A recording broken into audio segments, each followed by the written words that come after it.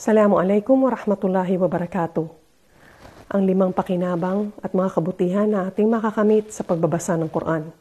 Una, nagiging matiwasay ang puso at nakakapagpanatag ng loob.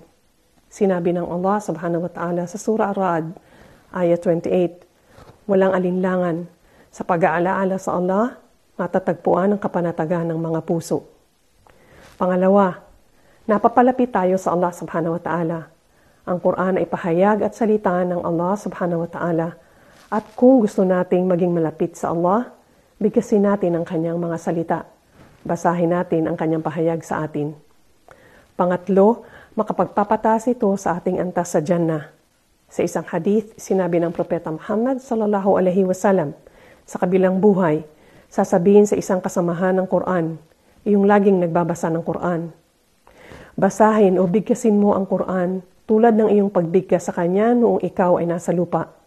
Itataas ang iyong antas at katiyakan ng iyong antas ay katumbas sa huling aya na iyong mabibigkas.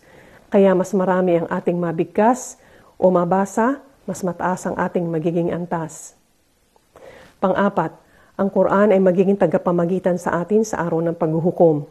Sinabi ng propeta sa Sahih Muslim, magbasa ng Quran dahil katiyakan na sa araw ng paghuhukom, ito ay magiging tagapamagitan sa mga kasamahan nito. At sino ang mga kasamahan ng Quran?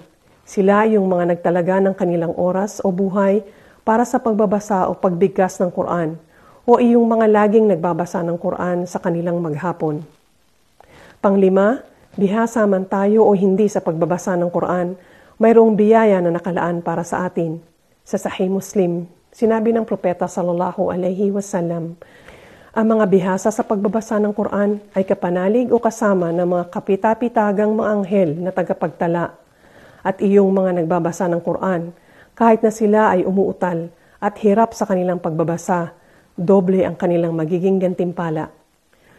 Ang mga iyan ay ilan lamang po sa marami pang pakinabang mula sa pagbabasa ng Quran. Kung napaglalaanan natin ng oras o panahon ang pakikinig ng music, panonood ng TV, o pamamalagi sa social media, nawa ay maintindihan natin na mas makakabuti na ilaan natin ang oras na yan para sa ating pagbabasa ng Quran.